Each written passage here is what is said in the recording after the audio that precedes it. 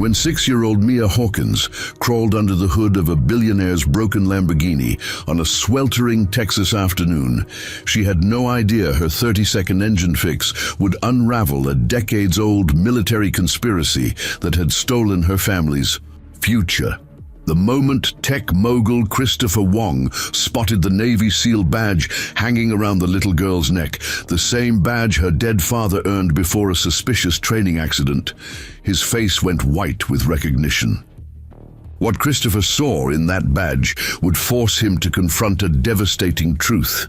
His own father had died alongside Mia's in what officials called an accident, but what Christopher was beginning to realize might have been something far more sinister. Before we jump back in, tell us where you're tuning in from, and if this story touches you, make sure you're subscribed, because tomorrow I've saved something extra special for you.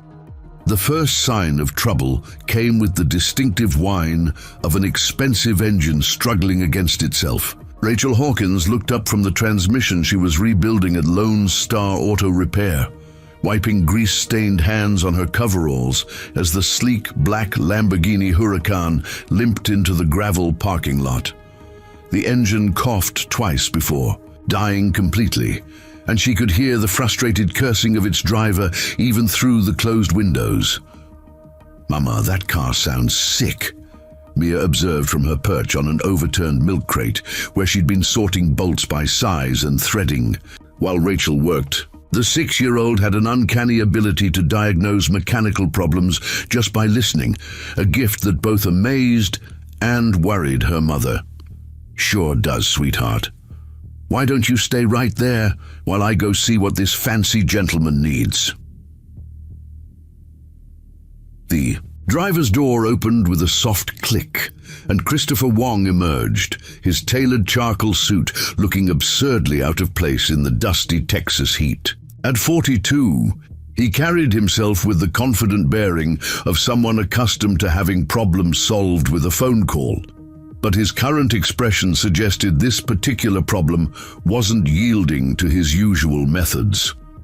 "Are you the mechanic?" he asked Rachel, his voice carrying the slight tension of a man whose schedule had just been thoroughly disrupted. "One of them," Rachel replied, noting the way his eyes swept dismissively over her slight frame and oil-stained work clothes. "Rachel Hawkins. What seems to be the trouble?" "The engine just died. Complete power loss about 2 miles back. Managed to coast here on momentum." Christopher gestured helplessly at the Lamborghini. "I have a meeting in Austin in 3 hours that I cannot miss." Rachel nodded and popped the hood, immediately noting the acrid smell of overheated electronics mixed with something else, something that spoke of a much more complex problem than a simple breakdown. "When did you last have the cooling system serviced?" "I don't know. My regular guy in Dallas handles all that." Christopher pulled out his phone, presumably to call for a tow truck or rental car. "Mama," Mia called softly, "the fuel injection controller is confused." Both adults turned to look at the little girl, who had somehow silently moved closer to peer into the engine bay. Rachel felt her stomach clench. She'd warned Mia about staying back when customers were around, especially expensive ones who might not appreciate a child's observations. "Mia, honey, go back to your crate." "No, wait," Christopher interrupted, his business call forgotten. "What did she say?" Mia looked up at him with serious dark eyes that seemed too old for her 6-year-old face. "The computer that tells the gas where to go got mixed up. It's trying to give winter gas in summer weather, so the engine can't breathe right." Christopher stared at the child, then at Rachel. "She's 6 years old, and she knows about fuel injection systems. She knows about a lot of things," Rachel said carefully, unsure whether to be proud or defensive. Her father was good with machines. The mention of Mia's father brought a familiar shadow across Rachel's face, one that Christopher noticed but didn't comment on. Instead, he looked back at Mia, who was now standing on her tiptoes to get a better view of the engine. "Can you fix it?" he asked her directly. Christopher Rachel started to protest. "Please," he said, raising a hand. "I'm curious." Mia nodded. Confidently, "Need to reset the adaptation values and recalibrate the mass airflow sensor. It's not broken, just confused, like when you wake up in the wrong bedroom and forget where the bathroom is." Despite his frustration, Christopher found himself smiling at the analogy. And how would one go about unconfusing it? Diagnostic tool to clear the learned parameters, then manually cycle the throttle body while monitoring the short-term fuel. "Trims," Mia recited, as if she were discussing her favorite bedtime story. "Should take maybe 30 seconds once you're plugged in." Rachel's face had gone pale. Her daughter's mechanical intuition was one thing. The technical vocabulary was something else entirely. That came from the hours Alex had spent teaching Mia about engines during her earliest years, before the accident that took him away. "You have a diagnostic scanner here?" Christopher asked Rachel. "Of course, but would you let her try?" The question hung in the hot Texas air. Rachel looked at her daughter, then at this stranger in his expensive suit, trying to read his motivations. Desperation, curiosity, something else? "She's 6, Rachel said finally. "I'm almost 7, Mia corrected. "And Daddy taught me about the fancy car computers before he went to heaven." The mention of her deceased father seemed to settle something in the air. Christopher's expression softened, and he crouched down to Mia's eye level. "What's your name?" "Mia Hawkins. What's yours?" "Christopher Wong, and I think I'd very much like to see what you can do with my confused computer." Rachel retrieved the diagnostic scanner from the shop, her mind racing through a dozen reasons why this was a bad idea. But there was something in Christopher's tone, a genuine respect rather than condescension, that made her hesitate. And Mia was already reaching for the device with the confident familiarity of someone who'd handled similar tools before. "Remember what Daddy taught you about being gentle with the connections," Rachel murmured as she handed over the scanner. Mia nodded solemnly and plugged the device into the Lamborghini's diagnostic port with careful precision. Her small fingers moved across the scanner's screen with surprising confidence, navigating through menus that would confuse many adult mechanics. "See?" she said, holding up the screen to show Christopher. "Lots of red numbers. The computer learned bad habits from driving in cold weather somewhere else, and now it doesn't know how to act in Texas heat." Christopher leaned in to look at the readout, genuinely impressed despite himself. "And you can fix this?" "Uh-huh. Just need to tell it to forget the bad stuff and start learning good stuff again." Her fingers continued working across the screen, clearing adaptation values and resetting learned parameters with a methodical precision that spoke of genuine understanding rather than rote memorization. Within 2 minutes, she'd navigated through systems that Christopher didn't even know existed in his car. "Okay, now start the engine," Mia instructed. Christopher slid into the driver's seat and turned the key. The Lamborghini's V10 engine roared to life immediately, settling into the smooth, powerful idle that had been missing before. The dashboard warning lights that had been glaring angry red were now peacefully dark. "Well, I'll be damned," he said, stepping back out of the car. "Language," Mia said primly, though she was grinning with pride. Christopher laughed, really laughed, for the first time in weeks. "You're absolutely right. I apologize for my language, Miss Hawkins."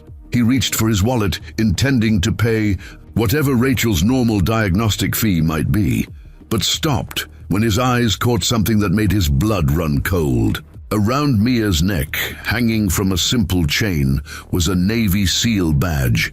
Not a replica or a toy, but the real thing, tarnished with age and worn smooth in places from constant handling. "Where did you get that?" he asked quietly, his voice suddenly tight. Mia's hand moved instinctively to the badge, clutching it protectively. "It was my daddy's. He was a hero before he died." "What was your father's name?" Captain Alex Hawkins, Mia said proudly. He was a Navy SEAL, and he taught other soldiers how to be brave. The name hit Christopher like a physical blow. Alex Hawkins, the same Alex Hawkins who had been conducting advanced combat training at Fort Hood 8 years ago. The same Alex Hawkins who had died alongside Lieutenant Colonel James Wong in what the official report had called a training accident involving equipment malfunction. Christopher's father. The world seemed to tilt around him as the implications crashed down. This little girl, this mechanical prodigy who had just fixed his car with the casual competence of a seasoned professional, was the daughter of the man who had died with his father, the daughter of the man Christopher had spent 8 years wondering about, the instructor who had been training his father in some classified program that the military had refused to discuss in detail. "Are you okay, mister?" Mia asked, studying his face with concern. "You look like you saw a ghost." Christopher knelt down again, his hands shaking slightly. "Mia, can you tell me what happened to your daddy?" Rachel stepped forward protectively. "That's not really—" "Please," Christopher said, looking up at her. I think our families might have something in common." There was something in his tone, a genuine anguish that made Rachel pause. She looked at her daughter, then back at this stranger who had somehow been affected by the mention of Alex's death. "There was an accident during training," Rachel said, slowly. "Some kind of equipment failure. Alex was instructing a small group of officers in, well, they never told us exactly what. Classified training. He and one other soldier were killed." "James Wong," Christopher whispered. Now it was Rachel's turn to look stunned. "How did you—" "Lieutenant Colonel James Wong was my father." The silence that followed was broken only by the distant sound of traffic on the main road and the gentle idling of the Lamborghini's engine. 3 people stood in the dusty parking lot of a small-town auto repair shop, connected by a tragedy that had shaped all their lives in ways they were only beginning to understand. "Your daddy died with my daddy?" Mia asked quietly. Christopher nodded, not trusting his voice. Mia considered this for a moment, then stepped forward and took his hand with the solemn gravity that children sometimes possess in moments of profound truth. "Then we're kind of like family," she said simply. Christopher felt tears he hadn't allowed himself to shed in years, threatening to surface. This little girl, with her mechanical genius and her father's badge hanging around her neck, represented everything he had lost and everything he had never allowed himself to hope for. A connection to the father who had died pursuing excellence, in service to his country. "Yes," he managed to say, "I think we are." As the Texas sun beat down on them, none of them could have imagined that this chance encounter would soon expose a web of institutional corruption that had been systematically denying benefits to military families for years, or that Christopher's wealth and Mia's unexpected skills would soon become weapons in a fight for justice that would reach the highest levels of government. But in that moment, it was enough to know that they were no longer alone with their grief. Telling and preparing this story took us a lot of time, so if you are enjoying it, subscribe to our channel. It means a lot to us. Now, back to the story. The discovery of their shared loss hung in the air like the Texas heat, heavy, inescapable, and transformative. Christopher stood in the parking lot of Lone Star Auto Repair, still holding Mia's small hand, trying to process the magnitude of this coincidence. In 8 years, he had never met another family member of the soldiers who died with his father. The military had been frustratingly vague about the details, citing classified training protocols and ongoing investigations that seemed to lead nowhere. "Would you like to come inside where it's cooler?" Rachel offered, noting the perspiration beading on Christopher's forehead. Roy's got the air conditioning cranked up pretty good in the office. The office of Lone Star Auto Repair reflected the honest functionality of a small business hanging on through sheer determination. Mismatched chairs surrounded a scarred wooden desk covered in invoices and parts catalogues. An ancient coffee maker gurgled in the corner, filling the air with the aroma of coffee that had been brewing too long. Roy Campbell emerged from the back room, wiping his hands on a shop rag, his weathered face creasing into curiosity as he took in the unusual scene. "Rachel, everything okay out here?" Roy's eyes moved from the expensive car to Christopher's designer suit to Mia's proud smile. "Don't tell me little Mia went and diagnosed another computer problem. She fixed his car, Uncle Roy," Mia announced, using the honorary title she'd given to her mother's boss. "The fuel computer was confused, and I unconfused it." Roy chuckled and shook his head. "Kid's got more mechanical sense in her little finger than most certified techs have in their whole body. You picked the right place to break down, Mr. Christopher. Or Wong," he introduced himself, offering his hand. "And you're absolutely right about your niece's abilities. Roy Campbell, I own this place, and Rachel here keeps it running." Roy's handshake was firm, calloused from decades of mechanical work. "Don't suppose you'd be interested in selling me whatever training program produced a 6-year-old diagnostic specialist?" The casual comment hit closer to home than Roy could have known. Christopher glanced at Mia, who was now examining a cutaway. Transmission housing with intense concentration, her small fingers tracing the gear patterns as if reading Braille. "Her father taught her," Rachel said quietly. "He had a way with machines and with teaching." "Military man, wasn't he?" Roy's tone became respectful. "Could tell from the way you mentioned him. Always had respect for the service families." Christopher felt an opportunity opening. "Roy, could I ask you something? How long has Rachel been working for you?" "Going on 6 years now. Hired her not long after." Roy glanced at Rachel, who nodded permission to continue. "Not long after. She lost her husband. She came in here looking for work, said she'd learned some things about engines from him and needed to support her little girl. Did she mention anything about military benefits? Survivor benefits?" Rachel's posture stiffened. "Christopher, I don't think—" "Please," he said gently. "I'm not asking to be nosy. I'm asking because when my father died, there were complications with the benefits process, issues that never seemed to get resolved." Roy's expression darkened. "Benefits? Hell, pardon my language, but Rachel's been fighting that battle for years. They keep telling her there's some kind of administrative delay, that Alex's service records are tied up in some review process.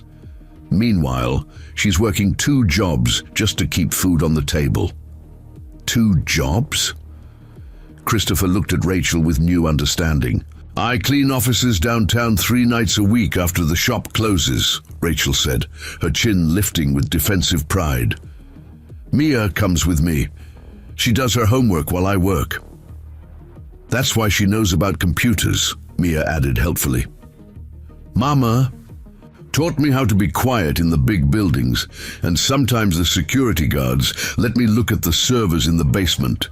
Christopher felt a growing anger building in his chest.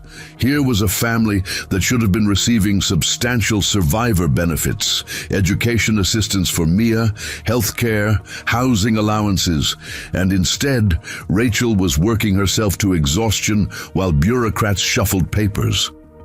"Rachel, have you been in contact with any veterans advocacy groups, legal assistance?" "Tried that," Roy interjected. "Got her connected with some lawyer in Austin who specializes in military benefits. Guy took one look at her case and said, it was too complicated, too many classified elements. Told her to keep waiting for the administrative review to conclude." 6 years, Rachel said bitterly. "They've been reviewing Alex's case for 6 years. At first, they said it would take a few months, then a year. Now they just send form letters saying the investigation is ongoing." Christopher pulled out his phone and scrolled through his contacts. As the CEO of Meridian Enterprises, he'd developed relationships with influential people throughout Texas and beyond. Military contractors, government liaisons, senators' offices, connections that had been useful for business but had never been deployed for something this personal. "Would you be willing to let me make some calls?" he asked Rachel. "I might be able to get some answers." "Why would you want to help us?" The question came from Mia, who had abandoned her examination of the transmission to focus on Christopher with unsettling directness. "You don't know us." Christopher knelt down to meet her eyes again. "Because your daddy died trying to teach my daddy something important, and because nobody should have to wait 6 years for help they've earned." Mia studied his face with the gravity of someone much older, then nodded as if she'd reached a conclusion about his character. "Okay, but if you're gonna be family, you have to promise to tell the truth, even if it's scary." "I promise." Rachel watched this exchange with a mixture of hope and wariness. Her experience with wealthy people had been limited, but she'd learned enough to be suspicious of offers that seemed too good to be true. Still, there was something in Christopher's manner, a genuine anger at the injustice she'd been facing, that felt authentic. "What kind of calls are you thinking about making?" she asked. "First, I want to talk to Senator Michelle Carter. She chairs the Veterans Affairs Committee, and I've donated enough to her campaigns that she'll take my call. Second, I know someone at Naval Sea Systems Command who might be able to tell us what kind of training your husband was conducting." "They won't tell you anything classified," Roy warned. "We've been down that road." "Maybe not, but they might be more forthcoming with someone who's not directly involved in a benefits claim." Christopher's expression hardened. "And if I find out that bureaucratic incompetence is the reason Mia and her mother have been struggling, there are going to be consequences." The quiet intensity in his voice made Roy reassess his initial impression of this well-dressed stranger. There was steel beneath the expensive suit, a hint of the kind of determination that built successful companies and didn't accept no for an answer. "Mama," Mia said suddenly, "can we show him Daddy's box?" Rachel hesitated. The box Mia referred to contained Alex's personal effects from his final assignment, documents, photos, and commendations that she'd been unable to share with the benefits investigators because they dealt with classified training programs. "Sweetheart, some of those papers, he said he'd tell the truth even if it's scary," Mia reminded her. "And his daddy was there too. Maybe he recognizes some of the pictures." Christopher felt his pulse quicken. In the 8 years since his father's death, he'd been given virtually no information about the training program that had killed him. Official reports spoke vaguely of advanced tactical instruction and equipment malfunction, but provided no real details about what James Wong had been doing at Fort Hood or why his training had been considered so important. "I understand if you'd rather not," he said to Rachel, "but if there's anything in those documents that might help us understand what happened." Rachel made her decision with the same quiet determination that had gotten her through 6 years of bureaucratic stonewalling. "Roy, could you watch the front for a few minutes?" "Course, take all the time you need." Rachel led Christopher and Mia through the shop to a small break room where a battered filing cabinet stood against the far wall. From the bottom drawer, she retrieved a wooden box about the size of a laptop computer. The brass nameplate on the lid read, "Captain Alex Hawkins, USN." "The Navy sent this to me after the funeral," Rachel explained, setting the box on the small table. Most of his personal gear had been destroyed in the accident, but these were in his quarters. She opened the lid to reveal a collection of items that painted a picture of a dedicated military professional. Photographs of Alex with various units, commendation letters, training certificates, and a leather-bound notebook filled with technical diagrams and notes. Christopher picked up one of the photographs, a group shot of about a dozen men in camouflage uniforms standing in front of what appeared to be a specialized training facility. His breath caught as he recognized his father's face in the back row. "That's him," he said quietly, pointing to Lieutenant Colonel James Wong. "That's my father." Mia leaned over to look at the photo. Daddy's in the front. He was shorter than most of the other soldiers, but Mama says he was tougher than all of them. Christopher studied the image, noting the serious expressions on the faces of the men. This wasn't a casual training exercise or routine military education. These were elite soldiers engaged in something that required the highest levels of security. Clearance. Do you know what the training was supposed to accomplish? He asked Rachel. Something about urban warfare tactics. Alex said they were developing new protocols for special operations in complex environments. Rachel's voice became strained. He was excited about it, said it could save lives in the field. Christopher flipped through more photographs, finding several that showed sophisticated training equipment he didn't recognize.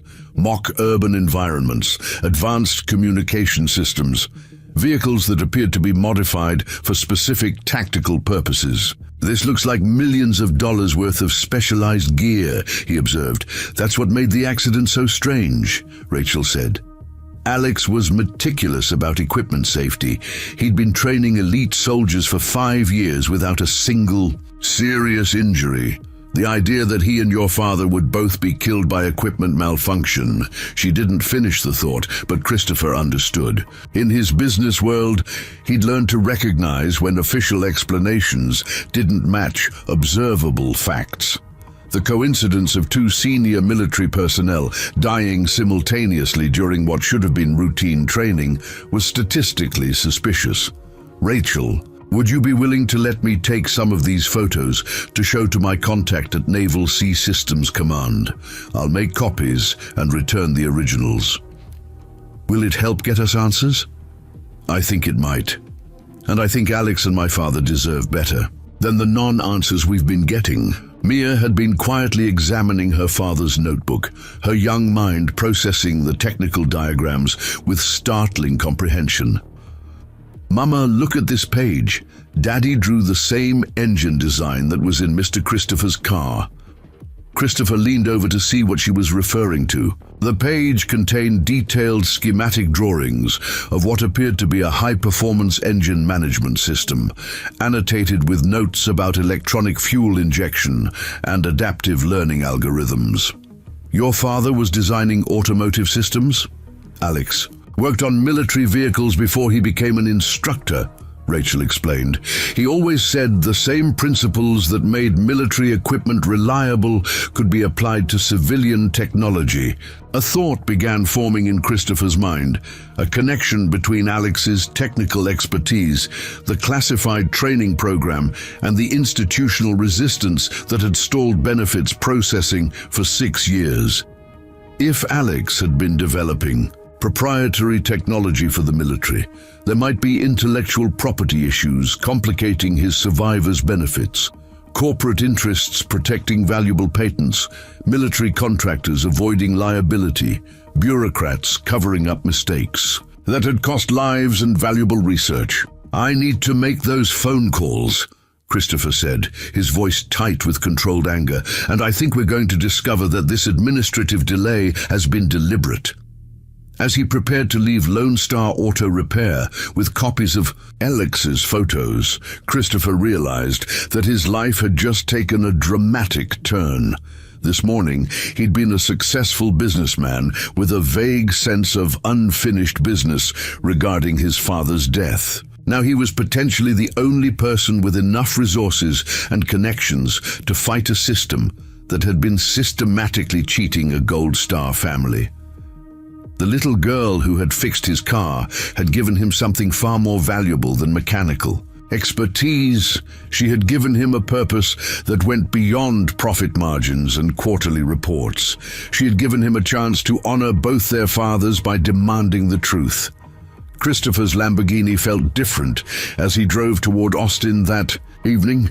The photographs from Alex's personal effects secured in his briefcase like pieces of a puzzle he was only beginning to understand. The meeting he'd originally been rushing to attend, a quarterly review with his board of directors, now seemed insignificant compared to the questions burning in his mind.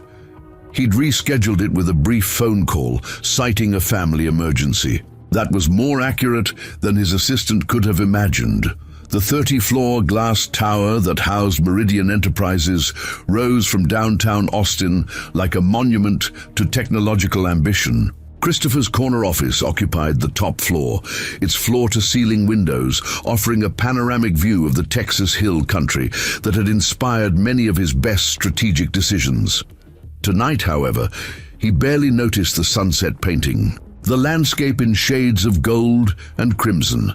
His attention was focused entirely on the secure phone line he was using to contact Senator Michelle Carter's personal office. "Christopher, this is unexpected." Senator Carter's voice carried the practiced warmth of a politician who remembered campaign contributors. "I thought your quarterly donation wasn't due until next month." "This isn't about donations, Michelle. I need a favor, and it's personal." The subtle shift in his tone must have registered, because her voice became more focused. "What kind of favor?" "I need you to look into a military benefits case that's been stalled for 6 years. A Navy SEAL named Captain Alex Hawkins died in a training accident at Fort Hood in 2017, and his family has been getting the runaround ever since. Christopher, you know I can't interfere with individual benefits cases. The process has to remain. The process is broken." Christopher interrupted, his frustration bleeding through his usual diplomatic manner. "This isn't about interference. This is about oversight, about making sure the system works the way it's supposed to." Senator Carter was quiet for a moment, and Christopher could almost hear her political instincts calculating the implications of his request. She owed him significant favors. His donations had been instrumental in her last election campaign, and Meridian Enterprises employed over 3,000 people in Texas. "Tell me more about the case," she said finally. Christopher outlined what he'd learned from Rachel and Roy, careful to present the facts without revealing his personal connection to the training accident. He described a widow working 2 jobs while bureaucrats shuffled papers, a 6-year-old mechanical prodigy who should have been benefiting from military education programs, and an administrative review that seemed designed never to conclude. 6 years is excessive, Senator Carter admitted. Even complex cases with classified elements shouldn't take that long. "Do you have a case number?" "I can get one. The family has been working with some lawyer in Austin who told them to keep waiting. Give me the details, and I'll have my staff make some preliminary inquiries. Quietly, you understand. If there are legitimate complications..." "Michelle, I appreciate the caution, but I think we're going to find that the complications are more about covering up mistakes than protecting national security." After ending the call, Christopher opened his laptop and began researching everything he could find about military benefits procedures, survivor compensation, and the administrative agencies responsible for processing claims. What he discovered made his earlier suspicions seem optimistic. The bureaucracy was labyrinthine, with multiple agencies sharing responsibility and plenty of opportunities for cases to disappear into administrative limbo. More troubling were the patterns he found in online forums and news articles, other military families reporting similar delays, particularly in cases involving soldiers who had died during classified training or research programs. Widows and children denied benefits on technicalities, forced to navigate Byzantine appeal processes while struggling financially. His research was interrupted by a knock on his office door. Diego Santos entered carrying a cup of coffee and wearing the concerned expression of someone who'd worked for Christopher long enough to recognize when his boss was pursuing something with single-minded intensity. "You missed the board meeting," Diego observed, setting the coffee on Christopher's desk. "Maria said you rescheduled due to a family emergency." Diego had been more than Christopher's mechanic and driver for the past 5 years. A former army mechanic himself, he'd become Christopher's closest confidant and the nearest thing to family Christopher had since his father's death. If anyone would understand the significance of what Christopher had discovered, it would be Diego. "Sit down," Christopher said, closing his laptop. "I need to tell you about something that happened today." He related the entire story, from the Lamborghini's breakdown to Mia's remarkable diagnostic skills to the revelation about their father's shared fate. Diego listened without interruption, his weathered face growing increasingly grave as the implications became clear. "So the kid fixed your car, and you found out her old man died with your father," Diego summarized when Christopher finished. "And the Navy's been jerking her family around for 6 years. That's the simplified version, yes," Diego shook his head. "Brother, I've seen this before. Military bureaucracy can be a nightmare for families, especially when there's classified shit involved. They get paranoid about what information might come out during benefits investigations. You think they're deliberately stalling? I think somebody's covering their ass, and this family is paying the price." Diego's expression hardened. "Question is, what are you planning to do about it?" Christopher had been asking himself the same question throughout his drive to Austin. His initial impulse was to throw money at the problem, hire the best military benefits attorney in the country, make donations to veterans advocacy groups, use his influence to pressure bureaucrats into action. But his business instincts told him that such an approach might backfire, alerting the people responsible for the delays and giving them time to construct better defenses. "I'm going to find out what really happened during that training accident," Christopher said finally, "and I'm going to make sure Mia and her mother get everything they're entitled to." That could mean going up against some powerful people. Military and contractors, Pentagon bureaucrats, maybe even classified programs that are still active. Then it's a good thing I have powerful friends. Diego studied his boss's face, recognizing the expression that had driven Christopher to build Meridian Enterprises from a small software startup into a major technology corporation. When Christopher Wong decided to pursue something, obstacles had a tendency to disappear. "What do you need from me?" "Tomorrow, I want you to drive me back to Fairfield. I'm going to spend some time getting to know Mia and her mother better. And I'm going to start making some very uncomfortable phone calls."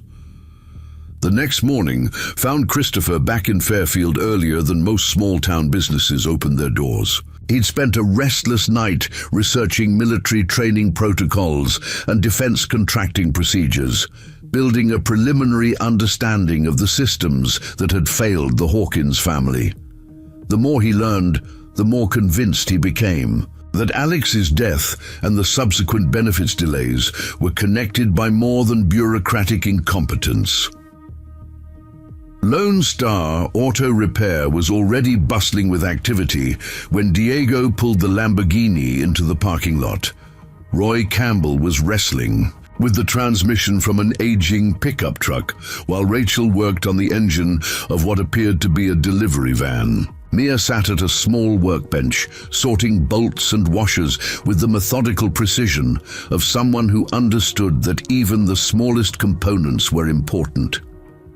"You came back," Mia observed when Christopher approached her workbench.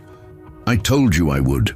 Family keeps their promises." She smiled at that, an expression that transformed her serious little face into something that reminded Christopher painfully of the childhood photos he'd seen of his father. "Mama said you were going to make phone calls to help us. Did you talk to important people?" "I talked to some people, but I need to ask you and your mother more questions before I can talk to the really important ones." Rachel looked up from the van's engine, her expression wary but hopeful. "What kind of questions?" "The kind that might make some powerful people very uncomfortable," Christopher replied. "Rachel, I think your husband's death wasn't just a training accident. I think he was working on something valuable enough that certain people have been deliberately suppressing his case to avoid liability." Roy straightened up from his transmission work, grease-stained hands pausing in their motion. "You saying somebody's been screwing with Rachel's benefits on purpose?" I'm saying that 6 years is too long for any legitimate administrative review, and the patterns I'm seeing suggest systematic obstruction rather than bureaucratic incompetence. The implications hung in the morning air like the smell of motor oil and determination. Christopher could see the wheels turning in Rachel's mind as she processed the possibility that her years of frustration and financial struggle had been deliberately orchestrated. If that's true, she said slowly, then somebody owes my daughter a lot more than back benefits. Yes, Christopher agreed. They do. Mia had been listening to this adult conversation with the serious attention of someone who understood that her family's future was being discussed. Now she looked up at Christopher with eyes that seemed older than her 6 years. Are you going to fight the bad people who hurt Daddy and your daddy? Yes, Mia. I am. Good, she said with fierce satisfaction. Daddy always said you have to stand up to bullies, even if they're bigger than you. Christopher felt something settle in his chest. A sense of purpose that went beyond personal vendetta or even justice for the Hawkins family. This was about honoring the memory of 2 good men who had died in service to their country and ensuring that their sacrifice wasn't compounded by the institutional betrayal of their families. Rachel, I need you to gather every piece of documentation you have related to Alex's case. Benefits applications, denial letters, correspondence with attorneys, everything. What are you planning to do? I'm going to find out who's been blocking your benefits and why, and then I'm going to make them wish they'd never heard the name Hawkins. As Christopher prepared to wage war against an entrenched bureaucracy, he couldn't have imagined how deep the corruption ran or how dangerous his investigation would become for everyone involved. The people responsible for suppressing Alex's case had resources and connections that reached far beyond the Veterans Affairs bureaucracy, and they weren't going to surrender their secrets without a fight. But Christopher Wong had built his fortune by refusing to accept defeat. And he had no intention of starting now, not when a 6-year-old girl who could diagnose engine problems was counting on him to keep his promise. The breakthrough came from an unexpected source 3 days later. Christopher was reviewing financial reports in his Austin office when his assistant buzzed through with a call from Colonel Brian Lewis, Alex Hawkins's former commanding officer. The conversation that followed would change everything Christopher thought he knew about military honor and institutional corruption. Mr. Wong, I understand you've been making inquiries about Captain Hawkins's case. Colonel Lewis's voice carried the measured cadence of a career military officer, but underneath, Christopher detected something else. Fear, perhaps, or guilt. That's correct, Colonel. His family has been waiting 6 years for benefits that should have been processed immediately. I need to meet with you in person, tonight, if possible. The urgency in Lewis's tone set off warning bells in Christopher's mind. Is there something about Alex's case that I should know? There's a lot you should know, but not over the phone. They arranged to meet at a diner outside Austin, the kind of anonymous roadside establishment where conversations could be held without attracting attention. Christopher arrived first, choosing a corner booth that offered clear sightlines to both entrances. The habits of corporate warfare, always know who's watching and where the exits are, seemed suddenly relevant in ways he'd never anticipated. Colonel Lewis appeared precisely on time, a tall, lean man in his 50s whose civilian clothes couldn't quite disguise his military bearing. His eyes swept the diner with professional assessment before he slid into the booth opposite Christopher. "Thank you for coming," Lewis said, ordering coffee from the tired-looking waitress. "What I'm about to tell you could end my career, but I can't live with the silence anymore." Christopher felt his pulse quicken. "I'm listening." "The training accident that killed your father and Captain Hawkins wasn't an accident. It was sabotage." The words hit Christopher like a physical blow. Around them, the diner continued its quiet evening rhythm, truckers eating pie, a young couple sharing dessert, the soft clink of dishes from the kitchen, but Christopher felt as if he'd been transported into a different reality where nothing was as it had seemed. Sabotage, he repeated, his voice barely audible. Alex had discovered something about the defense contractor supplying equipment for the training program. Defective components, falsified safety reports, kickbacks to procurement officers.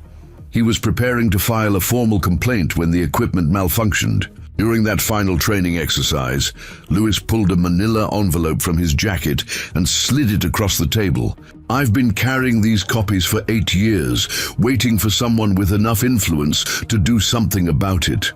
Christopher opened the envelope to find photocopied documents that made his blood run cold. Internal memos discussing acceptable failure rates in equipment that was supposed to protect soldiers' lives, financial records showing suspicious payments to military procurement officers. Most damning of all, a draft report in Alex's handwriting documenting systematic safety violations and recommending criminal prosecution of the defense contractor. "Why didn't you come forward before now?" Christopher asked, though he suspected he knew the answer. "Because the defense contractor in question has contracts worth billions of dollars and connections that reach to the highest levels of the Pentagon. Because the procurement officers Alex was investigating are now generals and admirals. Because anyone who tried to pursue this case would have their career destroyed and their credibility annihilated. But you're coming forward now." Lewis's expression was haunted. "Because I just learned that they're planning to do it again. Different contractor, same pattern. More good soldiers are going to die unless someone with real power intervenes." Christopher studied the documents, his business mind automatically cataloging the implications. If Alex had been murdered to prevent him from exposing corruption, then his family's benefits had been deliberately suppressed to avoid drawing attention to the case. 6 years of bureaucratic stonewalling hadn't been incompetence. It had been a cover-up. "Colonel, I need to ask you something specific. Was my father involved in Alex's investigation?" "Your father was the one who convinced Alex to document everything." Lieutenant Colonel Wong had served in procurement earlier in his career and recognized the patterns Alex was describing. He knew how to build a case that would stand up in court. The revelation that his father had been actively working to expose corruption made Christopher's throat tighten with emotion. James Wong hadn't just died in a training accident. He died fighting for the integrity of the military he'd served for 2 decades. Who else knows about this? Officially, nobody. The investigation was classified as a national security matter and buried so deep that most of the people who might have pursued it don't even know it exists. Lewis leaned forward, his voice dropping to barely above a whisper. "Unofficially, there are a few of us who served with Alex and your father. We've kept quiet because we didn't want to end up like them." Christopher felt pieces of the puzzle clicking into place with terrifying clarity.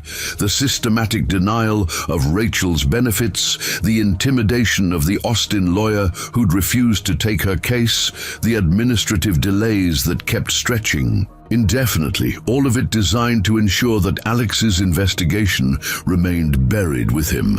"What's the name of the defense contractor?" "Blackwater Ridge Defense Systems." The name hit Christopher like electricity. Blackwater Ridge, the same upscale area where he owned his estate. He'd probably driven past the company's headquarters dozens of times without realizing its significance. They're still operating, bigger than ever. The cover-up of Alex's investigation actually helped them secure additional contracts. They've expanded from military equipment into civilian applications, automotive systems, industrial machinery, aerospace components. Christopher's mind began racing through the implications. If Blackwater Ridge had killed 2 soldiers to protect their military contracts, they wouldn't hesitate to eliminate anyone who threatened their expanded civilian business. His investigation had just become exponentially more dangerous. "Colonel, I need to know exactly what kind of evidence Alex had gathered." Lewis reached into his jacket again and produced a small flash drive. "Everything's on here. Financial records, safety reports, correspondence with his superiors, even audio recordings of conversations with procurement officers." Alex was building a case that would have brought down half the Pentagon's procurement division. Christopher pocketed the drive, feeling its weight like a live grenade. "Why are you trusting me with this?" "Because you have something the rest of us don't. Enough money and political connections to take on Blackwater Ridge without being destroyed in the process. And because Alex's little girl deserves to know that her father died as a hero, not a victim of equipment failure." The mention of Mia brought Christopher's focus back to the human cost of this conspiracy. While he'd been thinking about corporate warfare and institutional corruption, a 6-year-old girl and her mother had been struggling to survive because powerful people had decided their family's truth was inconvenient. "What happens if I pursue this?" "They'll try to discredit you first. Anonymous tips to the IRS about tax irregularities, whisper campaigns about your business practices, regulatory investigations that mysteriously appear and disappear. If that doesn't work..." Lewis didn't finish the sentence, but the implication was clear. Christopher thought about Mia's serious dark eyes and her simple declaration that family had to tell the truth, even when it was scary. He thought about his father, who had spent his final weeks building a case for justice. He thought about Rachel, working 2 jobs while bureaucrats protected the people who had killed her husband. "I'm going to expose them," Christopher said with quiet finality. "Even if it costs you everything, especially if it costs me everything." Lewis nodded with something that might have been relief or resignation. "Then God help us all, because once you start down this path, there's no going back." As Christopher drove back to Austin with the flash drive burning in his pocket, he realized that his comfortable life as a successful businessman was about to end. What lay ahead would be a war against enemies with unlimited resources and no moral constraints, a fight where the stakes were nothing less than justice for 2 murdered soldiers and the future of their families. But for the first time since his father's death 8 years earlier, Christopher felt like he was doing something that mattered, something that would make both their fathers proud. The next morning brought the first sign that his enemies were already mobilizing. Christopher arrived at his office to find Diego waiting with news that chilled his blood. "Boss, we got problems. Somebody broke into the Hawkins place last night." Christopher's hand instinctively moved to his pocket where the flash drive rested. "Was anyone hurt?" "No, but they tore the place apart. Rachel said they were looking for something specific. Went straight for Alex's personal effects. Didn't take anything valuable, just scattered papers and photographs everywhere." "Where are Rachel and Mia now?" "At the shop with Roy. Rachel's scared, man. She keeps asking if this is connected to your investigation." Christopher felt the weight of responsibility settling on his shoulders like a lead blanket. His decision to pursue the truth had already put the Hawkins family in danger. If Blackwater Ridge was willing to break into a widow's home, they wouldn't hesitate to escalate their tactics. "Diego, I need you to do something for me. Get Rachel and Mia out of Fairfield today. Take them somewhere safe while I figure out our next move." "Where do you want me to take them?" Christopher thought quickly. His estate in River Oaks had security systems that could protect against corporate espionage, but it would also make them visible targets. What they needed was somewhere off the grid, somewhere his enemies couldn't easily find or reach them. "There's a ranch about 2 hours west of here that I use for corporate retreats. It's private, secure, and completely off the books. Take them there and stay with them." "What about you?" "I'm going to Austin to have some very unpleasant conversations with very powerful people." As Diego left to collect the Hawkins family, Christopher opened his laptop and began drafting the most important email of his career. Senator Carter was about to learn that the military benefits case she'd agreed to review was actually a conspiracy involving murder, corruption, and a defense contractor that had been operating with impunity for nearly a decade. He was also going to tell her that if she didn't act immediately, more people were going to die. The war for justice was about to begin, and Christopher Wong intended to win it no matter the cost. The secure ranch Christopher had chosen for the Hawkins family sat like a fortress among the rolling hills west of Austin, its main house hidden behind electronic gates and surveillance systems designed to protect corporate executives during sensitive negotiations. What Christopher hadn't anticipated was how effectively those same systems would document the arrival of his enemies. Diego's voice crackled through the encrypted radio at 3 a.m, jolting Christopher awake. In his downtown hotel room. "Boss, we got company. 3 black SUVs just pulled up to the main gate." Christopher was instantly alert, his mind calculating distances and response times.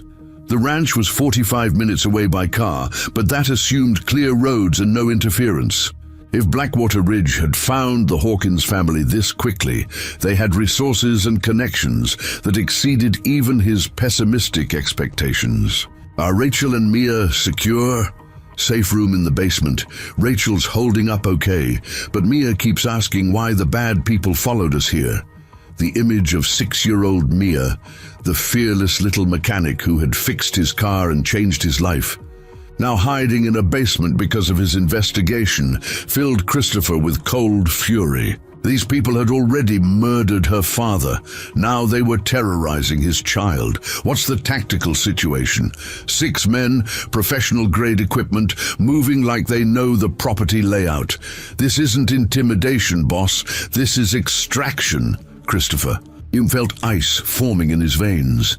Extraction meant they planned to take Rachel and Mia somewhere they could be questioned about what Alex had discovered, what evidence he might have hidden, what Christopher had learned. The fact that they'd moved so quickly suggested desperation. Someone very powerful was afraid that 8 years of secrets were about to become public. Hold position until I get there. I'm calling in backup. What kind of backup? Christopher scrolled through his contacts until he found the number he was looking for. Detective Kevin Walsh had investigated corporate security issues for several Fortune 500 companies before joining the Austin Police Department. More importantly, he was one of the few law enforcement officers Christopher knew who couldn't be bought or intimidated by defense contractors. "Kevin, it's Christopher Wong. I need immediate tactical support at my ranch west of the city. Armed intrusion, civilians in danger." Detective Walsh's voice was instantly professional, despite the early hour. "How many hostiles?" 6 confirmed, probably more coming. "These aren't street criminals, Kevin. Corporate security with military-grade training." "I'll scramble SWAT and notify the sheriff's department. ETA 20 minutes. That might not be fast. Enough? Then you better hope your security systems are as good as you paid for." Christopher ended the call and grabbed his keys, already calculating routes and contingencies. The drive to the ranch would normally take 45 minutes, but at this hour he could cut it to 30 if he ignored traffic laws and relied on his car's performance capabilities. As the Lamborghini roared through the empty Texas night, Christopher's phone buzzed with an incoming call from Senator Carter. The timing couldn't have been coincidental. "Christopher, I just received some very disturbing information about the military benefits case you asked me to investigate. Let me guess, you've been told to drop it immediately and forget we ever spoke." The Pentagon liaison who briefed me suggested that pursuing this matter further could compromise ongoing national security operations. Christopher felt a bitter laugh escape. "Michelle, while you were being briefed on national security, the people responsible for suppressing this case just launched an armed assault on a 6-year-old girl and her mother." The silence that followed lasted long enough for Christopher to navigate two highway interchanges at speeds that would have terrified him under normal circumstances. "Christopher, what exactly have you gotten yourself into?" "I've gotten myself into a fight for justice against people who think murder is an acceptable business practice. The question is whether you're going to help me or let them bury another military family. If what you're telling me is true, it's true. And by tomorrow morning, you're going to have to decide whether you're a senator who represents the people of Texas or a politician who takes orders from defense contractors." Christopher ended the call as he turned onto the private road leading to his ranch. In the distance, he could see the glow of vehicle headlights and the occasional flash of what might have been gunfire. His sanctuary had become a battlefield, and the civilians he'd tried to protect were trapped in the middle. The ranch's security systems were more sophisticated than most people realized. Christopher had invested heavily in protection after receiving threats related to various business deals, installing surveillance cameras, motion detectors, and communication systems that could coordinate with law enforcement agencies. What he hadn't installed was weaponry, a decision he was beginning to regret. His phone buzzed with an incoming call from the ranch's automated security system. The synthetic voice that answered was disturbingly calm, given the circumstances. "Security. Breach detected. Multiple unauthorized personnel on property. Emergency protocols activated. Law enforcement notified."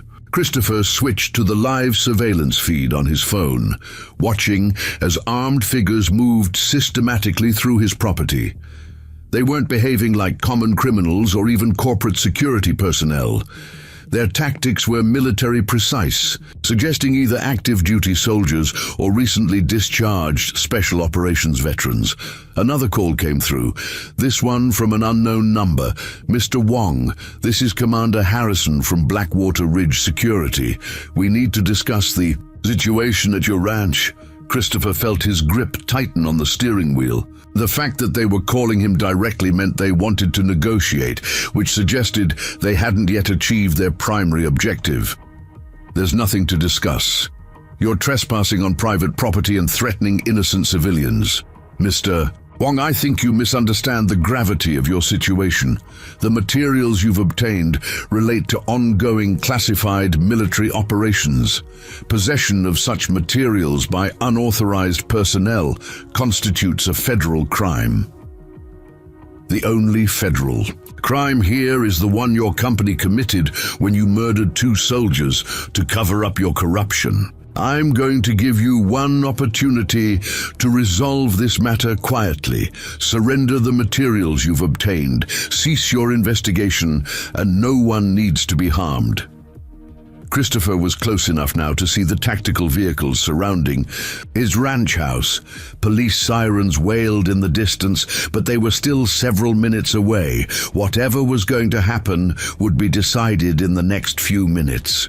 "Here's my counteroffer," Christopher said, his voice deadly calm. "Get off my property immediately, or I'm going to make sure every news outlet in the country knows that Blackwater Ridge Defense Systems is willing to terrorize children to protect their profits." "Mr. Wong, you're making a very dangerous mistake." "No, Commander, you're the one making the mistake. You just threatened the wrong family." Christopher ended the call and immediately dialed a number he'd hoped never to use. The phone rang twice before a familiar voice answered. "Christopher, do you know what time it is?" "Isabella, I need you to do something for me right now, something that could save lives." His estranged daughter's voice sharpened with concern. "Dad, what's going on?" "I need you to call every contact you have in the media and tell them there's an armed assault happening at my ranch. Tell them Blackwater Ridge Defense Systems is trying to cover up the murder of 2 soldiers by terrorizing their families." Isabella. Wong was the investigative journalist for the Austin American-Statesman, a career choice that had caused considerable tension between them over the years. Christopher had always believed that journalism was too idealistic, too naive about the realities of power and money. Tonight, he was counting on her idealism to save lives. "Dad, Are you serious? This isn't some corporate PR crisis. Isabella, there's a 6-year-old girl hiding in my basement right now because her father discovered that a defense contractor was selling defective equipment that got soldiers killed. If something happens to her because I couldn't protect her, I'll never forgive myself. The urgency in his voice must have convinced her because Isabella's tone became all business. Give me everything you know. Names, dates, locations. As Christopher provided the details, he could see police vehicles finally arriving at the ranch's main gate. The tactical situation was about to become exponentially more complex, with law enforcement potentially caught between corporate mercenaries and civilians. In danger. Isabella, there's something else you need to know. Your grandfather didn't die in an accident. He was murdered because he was helping to expose this conspiracy. The silence that followed was profound. Isabella had been 15 when her grandfather died, old enough to idolize the military hero who had represented everything honorable about service and sacrifice. The revelation that he'd been murdered would shatter fundamental assumptions about justice and institutional integrity. Dad, are you telling me that grandfather was killed by American defense contractors? I'm telling you that he died fighting for something he believed in, and now it's our responsibility to finish what he started. Through his surveillance feed, Christopher could see the standoff developing as police tactical teams surrounded the Blackwater Ridge personnel. Nobody was shooting yet, but the tension was escalating rapidly. In the basement of the ranch house, Rachel and Mia were depending on him to find a solution that didn't involve violence. Isabella, how quickly can you get a news crew to my ranch? 20 minutes if I call in every favor I have. Do it. And make sure they broadcast live. The only thing that's going to stop these people is public exposure. As Christopher finally reached the ranch's main gate, he realized that the next few minutes would determine whether his investigation ended in victory or tragedy.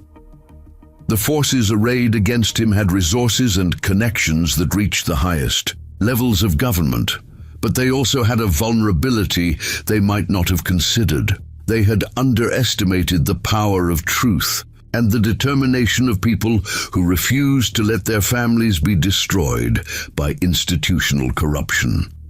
The war for justice was about to be fought in the court of public opinion, and Christopher Wong intended to make sure the whole world was watching. The first news van arrived at Christopher's ranch just as the sun began painting the Texas sky in shades of amber and gold. Isabella Wong stepped out of the passenger seat with the determined stride of a journalist who had spent the last hour making phone calls that would reshape her career and possibly her relationship with her father forever. Behind her, a camera. Crew began setting up equipment with the efficient urgency of professionals who understood they were about to document something historic.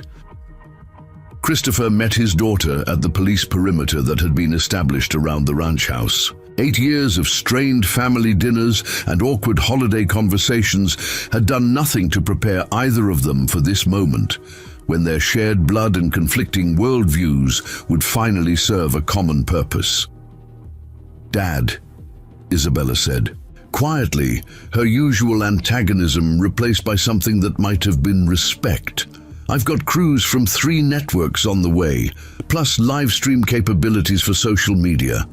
Whatever's happening here, the whole world is going to see it. The Blackwater Ridge people, still on the property, but they've pulled back since the cameras arrived.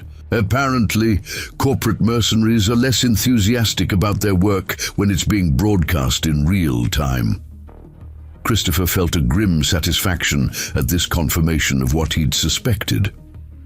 Blackwater Ridge operated in shadows and silence, relying on the complicity of institutions that preferred uncomfortable truths to remain buried. Public scrutiny was their greatest vulnerability. Detective Walsh approached them with the measured pace of someone who had spent the last 2 hours trying to navigate a situation that existed somewhere between corporate warfare and potential domestic terrorism. "Mr. Wong, I need to brief you on the current situation. The armed individuals on your property claim to be private security contractors operating under federal authority. They've produced documentation suggesting they're investigating potential violations of the Espionage Act." Christopher felt his jaw clench. "Kevin, those documents are fabricated. This is an intimidation operation designed to silence witnesses to murder and corruption." "That may be true, but we're in a legal gray area until federal authorities arrive to sort out jurisdiction. The good news is that the presence of media has significantly reduced the likelihood of violence." Isabella pulled out her recording device and held it toward Detective Walsh. "Officer, can you confirm that armed contractors are currently occupying a private residence where a military widow and her 6-year-old daughter are sheltering?" Walsh hesitated, clearly recognizing the implications of having his words broadcast. "I can confirm that we're investigating reports of unauthorized personnel on private property." "And can you confirm that this situation is related to the military benefits case that's been stalled for 6 years?" Before Walsh could answer, a black sedan with government plates pulled through the police perimeter. 2 figures emerged, a woman in a conservative business suit who carried herself with the authority of federal law enforcement, and a man whose bearing suggested military background despite his civilian clothes. "Mr. Wong," the woman called as she approached. "I'm Agent Patricia Hayes with the Naval Criminal Investigative Service. We need to talk." Christopher felt pieces of the puzzle shifting as he recognized the name. Patricia Hayes had been mentioned in some of Alex's documents as someone who had initially been supportive of his corruption investigation before suddenly being reassigned to different duties. "Agent Hayes, I was wondering when you'd appear. I understand you've obtained classified materials related to the death of Captain Alex Hawkins. I've obtained evidence of murder and conspiracy that certain people have been trying to suppress for 8 years." Agent Hayes glanced at Isabella's recording device and the news cameras that were now capturing their conversation. "Mr. Wong, this is a matter of national security. I need you to surrender any materials you've obtained and cease this investigation immediately." "Agent Hayes," Isabella interjected, "are you confirming that the federal government has been suppressing evidence related to the murder of military personnel?" "I'm not confirming anything. This is an ongoing investigation that's been ongoing for 8 years, Christopher interrupted. "While a military widow has been denied benefits and her daughter has been growing up in poverty." Agent Hayes's companion stepped forward, and Christopher noted the way he positioned himself to block camera angles, a subtle intimidation tactic that suggested extensive training in media manipulation. "Mr. Wong, you're interfering with classified operations. If you continue this course of action, you'll face federal charges that could result in decades of imprisonment." Christopher felt the weight of the flash drive in his pocket, the accumulated evidence of corruption that had cost his father and Alex Hawkins their lives. He thought about Mia, still hiding in his basement, waiting for adults to decide whether justice or cover-up would prevail. "Agent Hayes, I'm going to make you an offer. You have exactly 1 hour to arrange for proper benefits to be paid to the Hawkins family and to initiate a legitimate investigation of Blackwater Ridge defense systems. If you don't, I'm going to release everything Alex discovered to every news outlet in the country." "You don't understand the implications. I understand that 2 good soldiers died because they were trying to expose corruption, and their families have been paying the price ever since." Agent Hayes' expression hardened. "Mr. Wong, you're making a serious mistake." "No, Agent Hayes, the serious mistake was made 8 years ago when someone decided that corporate profits were more important than military lives. The standoff was interrupted by the arrival of another government vehicle, this one carrying Senator Michelle Carter and a small entourage of staff members. Christopher felt a flicker of hope as he realized that political pressure was beginning to offset the institutional resistance he'd been facing. "Agent Hayes," Senator Carter said as she approached, "I need to understand why federal law enforcement is threatening one of my constituents for investigating irregularities in military benefits processing." "Senator, this is a classified matter. Nothing about denying benefits to military families should be classified," Carter replied sharply. "I've spent the last several hours reviewing this case, and I'm deeply disturbed by what I've found." Christopher studied Senator Carter's expression, trying to read whether her presence represented genuine support or political calculation. Her next words provided the answer. "Agent Hayes, I'm formally requesting that the Veterans Affairs Committee be briefed on the Hawkins case within 48 hours. I'm also requesting that the Pentagon Inspector General initiate an immediate review of all benefits cases that have been delayed more than 2 years." "Senator, you don't have the authority." "I have the authority to hold hearings on veteran affairs, to subpoena witnesses, and to ensure that this conversation continues in a public forum where the American people can judge for themselves whether justice is being served." Isabella stepped closer to her father, her voice low but intense. "Dad, I need to know if you're really prepared to see this through. Once we broadcast this story, there's no going back." Christopher looked toward the ranch house where Rachel and Mia were waiting for him to keep his promise about fighting the bad people. He thought about his father, who had died trying to expose corruption. He thought about Alex Hawkins, whose investigation had been silenced by murder. "Isabella, I want you to broadcast everything. Every document, every photograph, every piece of evidence Alex gathered. I want the whole world to know what these people have done." Agent Hayes made one final attempt at intimidation. "Mr. Wong, releasing classified materials is a federal felony. You could face espionage charges. Then I guess you'll have to arrest me in front of the cameras," Christopher replied. "I'm sure that will make excellent television." The next hour unfolded with the surreal quality of a nightmare and a dream converging. Isabella and her news crew broadcast live as Christopher methodically released Alex's evidence. Financial documents showing kickbacks to military procurement. Officers, safety reports documenting defective equipment, audio recordings of conversations that proved systematic corruption. The Blackwater Ridge personnel, faced with the prospect of their activities being broadcast to millions of viewers, quietly withdrew from the ranch property. Agent Hayes and her companion retreated to their vehicle, presumably to report to superiors that the cover-up had catastrophically failed. Senator Carter used the media attention to announce formal hearings on military benefits processing and defense contractor oversight. The political momentum was building toward a level of scrutiny that would be impossible to suppress or redirect. But the most important moment came when Rachel and Mia finally emerged from the ranch house basement, blinking in the morning sunlight. Like survivors of a natural disaster, Mia ran straight to Christopher, wrapping her small arms around his legs with the fierce loyalty of someone who had learned to recognize the difference between people who made promises and people who kept them. "You fought the bad people," she said simply.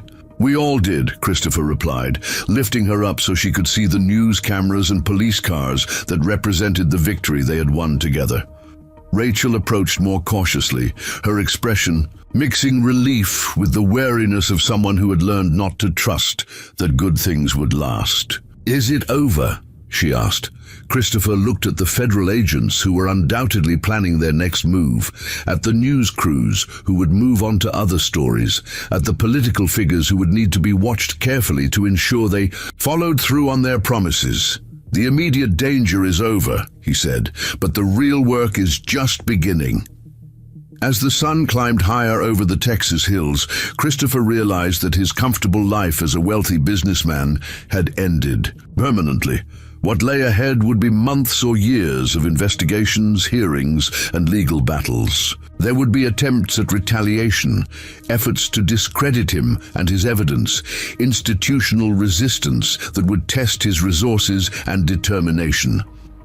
But for the first time since his father's death 8 years earlier, Christopher felt like he was living a life that had meaning beyond profit margins and quarterly reports.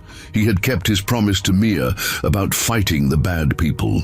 He had honored the memory of 2 soldiers who had died for doing the right thing, and he had discovered that the most valuable thing his wealth could buy wasn't luxury or comfort. It was justice.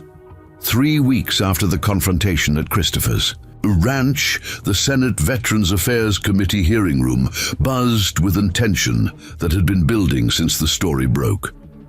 C-SPAN cameras captured every moment as Senator Michelle Carter gavelled the session to order, her expression reflecting the gravity of testimony that would reshape public understanding of military contracting and institutional accountability.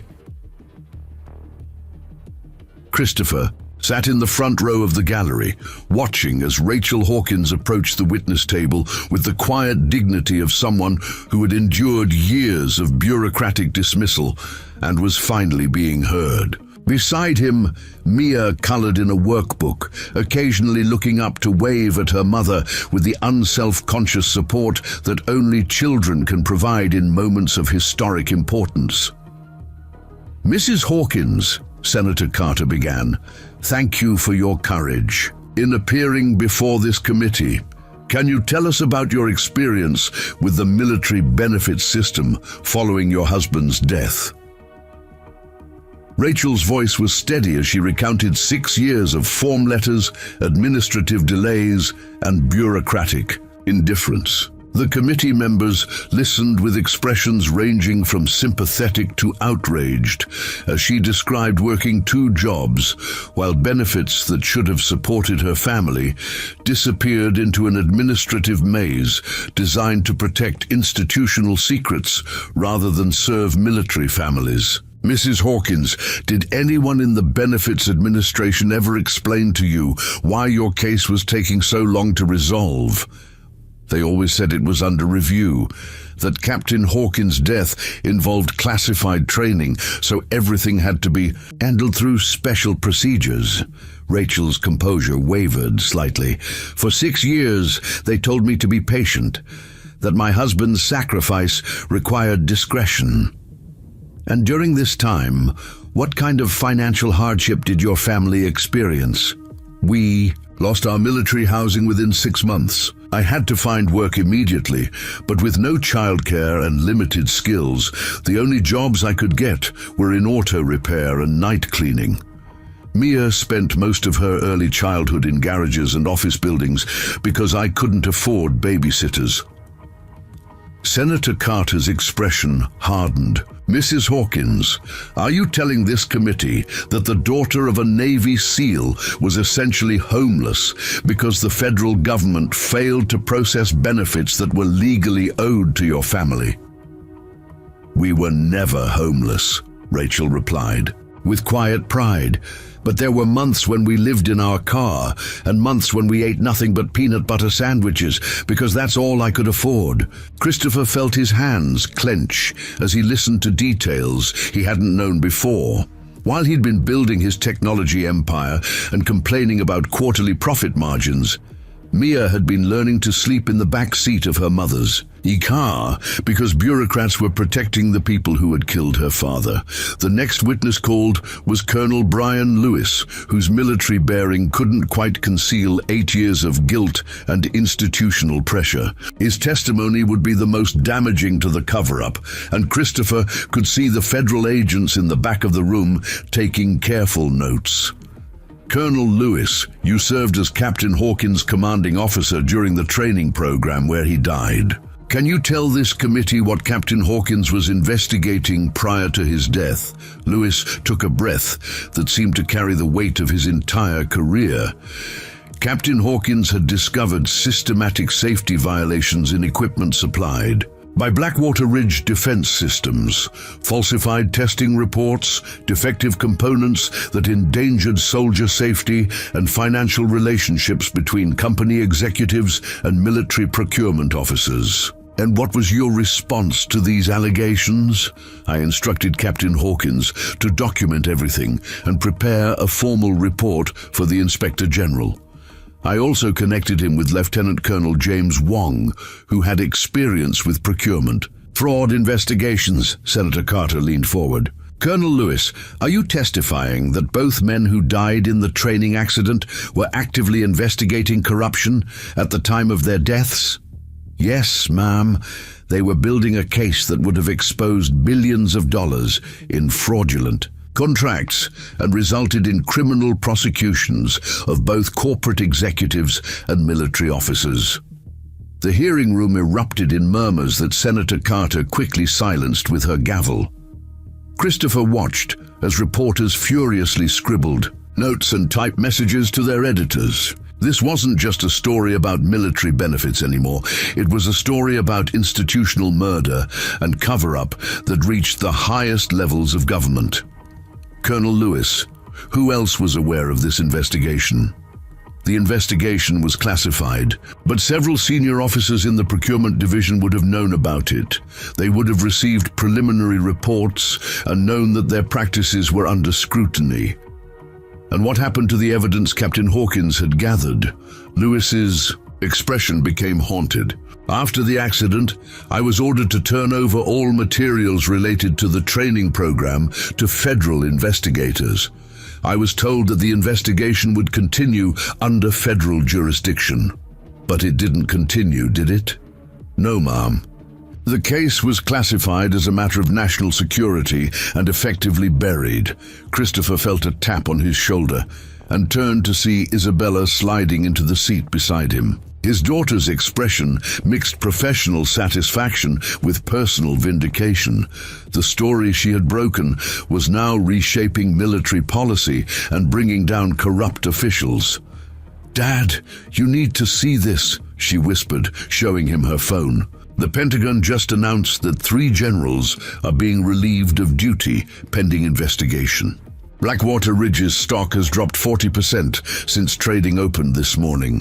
The institutional dominoes were beginning to fall with the inevitability that Christopher had hoped for but hadn't dared to expect. When powerful people realized they couldn't control the narrative, their primary concern became protecting themselves rather than maintaining the cover-up.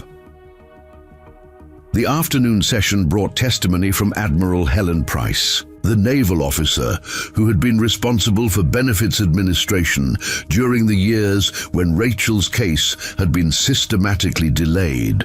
Her appearance had been compelled by subpoena after she initially refused to cooperate with the committee's investigation. Admiral Price, Mrs. Hawkins applied for survivor benefits in September 2017. Why wasn't her case resolved until this committee intervened in 2025? Admiral Price's answers were a masterclass in bureaucratic evasion, filled with references to complex procedures and security requirements that couldn't be disclosed in public hearings. But Senator Carter had done her homework, and her questions systematically dismantled every excuse. Admiral Price, are you familiar with Regulation 23C47, which requires survivor benefits to be processed within 90 days unless specific security concerns are documented? I am familiar with the regulation, and are you aware that Mrs. Hawkins' file contains no documentation of security concerns that would justify an 8-year delay? Senator, the classification level of her husband's work required. Admiral Price, I have here a memo from the Department of Defense stating that Captain Hawkins' training duties did not involve classified material that would impact benefits. Processing, would you like to explain this discrepancy? The trap was perfectly executed. Admiral Price's stammered response revealed an institutional culture that had prioritized protecting corrupt contractors over serving military families. Her testimony alone would probably end her career and result in criminal charges. But the most powerful moment of the day came when Senator Carter called Mia to approach the witness table. The sight of a 6-year-old girl walking solemnly toward. The microphone silenced the hearing room completely. Mia, I know this is scary, but I want to ask you just one question. Can you tell us about your daddy? Mia looked around the hearing room with serious dark eyes, taking in the cameras and senators and federal agents who had made her family's life so complicated. When she spoke, her voice was clear and strong. My daddy was a hero who taught other soldiers how to be brave. He taught me about engines and computers and how to fix things when they're broken. She paused, looking directly at Admiral Price. But some bad people killed him because he was trying to stop them from hurting other soldiers. And then they tried to pretend he wasn't a hero so they wouldn't get in trouble. The simplicity and truth of her statement hit the room like a physical force. Christopher saw Admiral Price's face go pale, watched Senator Carter struggle to maintain her composure, observed federal agents shifting uncomfortably in their seats. Mia, what do you want people to know about your daddy? I want them to know he was brave and smart, and he loved soldiers, and he loved me, and I want the bad people to go to jail so they can't hurt other families like they hurt us. As Mia returned to her seat, Christopher realized that this 6-year-old girl had just delivered the most devastating testimony of the entire hearing. She had cut through bureaucratic obfuscation and institutional doublespeak to state the simple truth that everyone in the room understood, but few had been willing to acknowledge. The cover-up that had protected Blackwater Ridge for 8 years was crumbling under the weight of evidence and public scrutiny. Criminal investigations were being launched, congressional oversight was being established, and military families would finally receive the support they had earned through their sacrifice. But perhaps most importantly, the truth about Captain Alex Hawkins and Lieutenant Colonel James Wong was finally being told. 2 good soldiers who had died fighting corruption would be remembered as heroes rather than victims of equipment malfunction. As the hearing adjourned and reporters rushed to file their stories, Christopher felt Mia slip her hand into his with the casual trust of family. Together, they had kept their promise to tell the truth, even when it was scary. The bad people were finally going to face justice. 6 months after the Senate hearings, Christopher stood in the playground of Fairfield Primary School, watching Mia demonstrate her latest mechanical discovery to a group of fascinated classmates. She had constructed a working model of a hybrid engine from discarded electronics and toy parts, explaining the principles of energy efficiency with the casual expertise that had first amazed him in the parking lot of Lone Star Auto Repair. See, when the electric motor gets tired, the gas engine helps it out, Mia explained to 7-year-old Tommy Martinez, who was staring at her creation with undisguised awe. And when the gas engine doesn't need to work so hard, the electric motor takes over. They're like a team.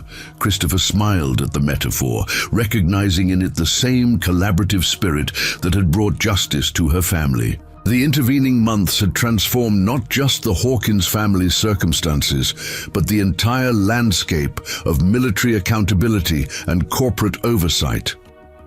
Rachel approached from the school building, her expression carrying the relaxed confidence of someone who no longer spent her nights cleaning office buildings to make ends meet. The settlement from the class action lawsuit against Blackwater Ridge Defense Systems had been substantial.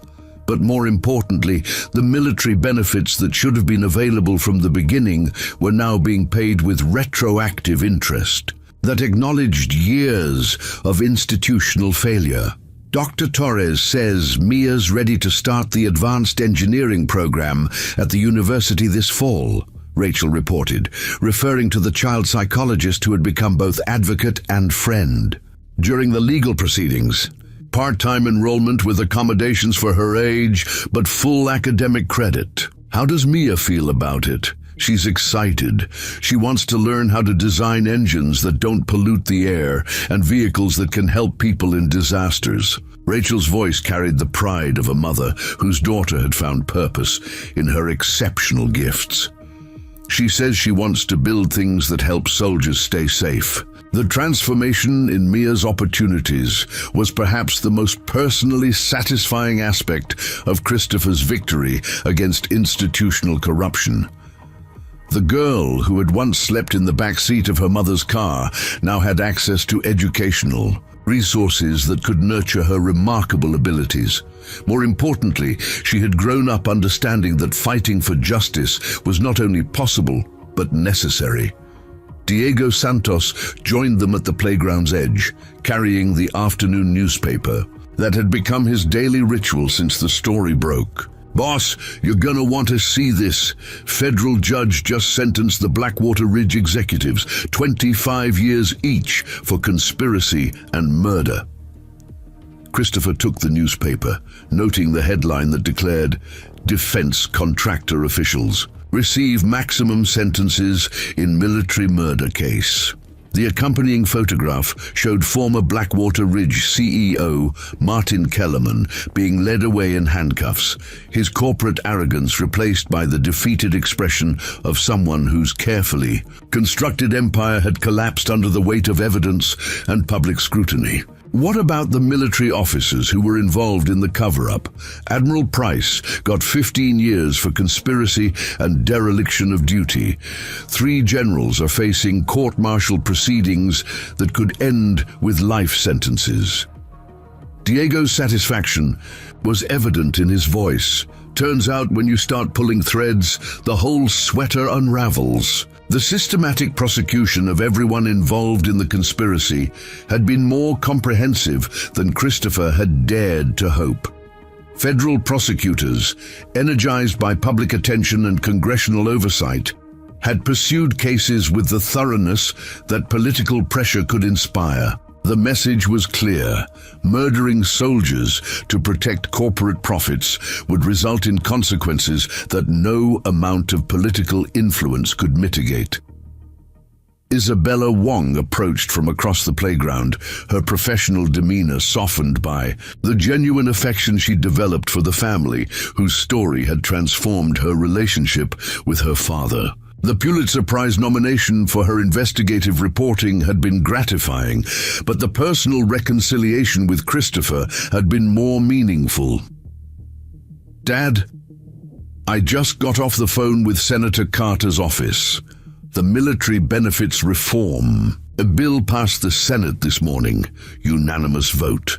The legislation that would emerge from the Hawkins case represented the most significant overhaul of military family support in decades. Mandatory processing timelines, independent oversight of benefits administration, whistleblower protections for military personnel who reported corruption, reforms that would prevent other families from enduring the ordeal that Rachel and Mia had suffered. Any word on the memorial service planning? Fort Hood confirms that the ceremony honoring Dad and Captain Hawkins will be held next month. Full military honors, with their names added to the memorial wall.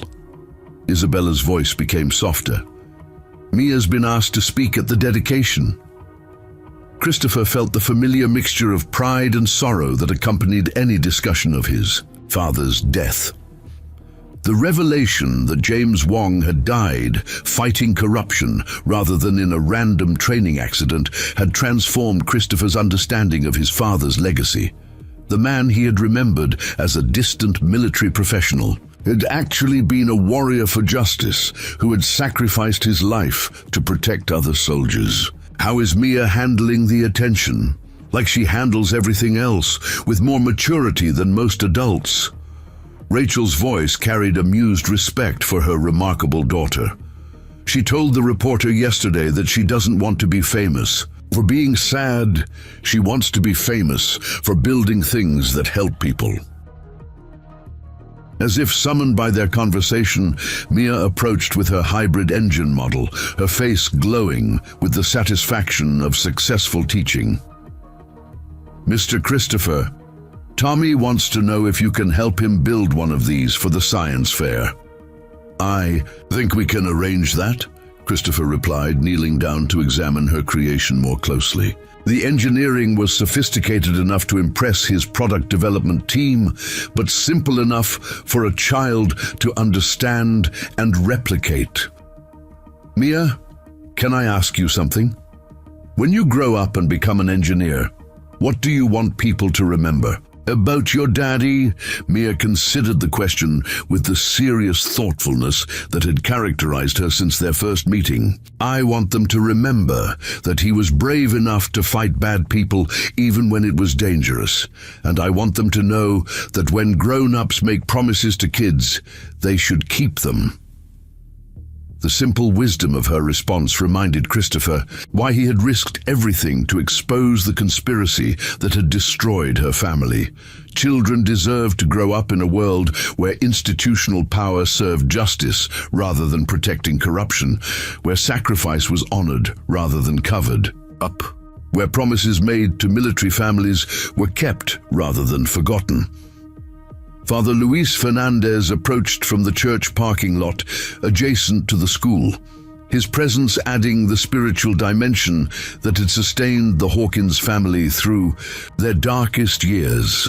The priest had become not just a counselor, but an advocate, using his community connections to support Rachel during the legal proceedings and helping Mia process the complex emotions that accompanied her father's vindication. "Christopher, Rachel, I wanted to let you know that the scholarship fund in Captain Hawkins' name has reached its initial goal. We'll be able to support 20 military children through college next year."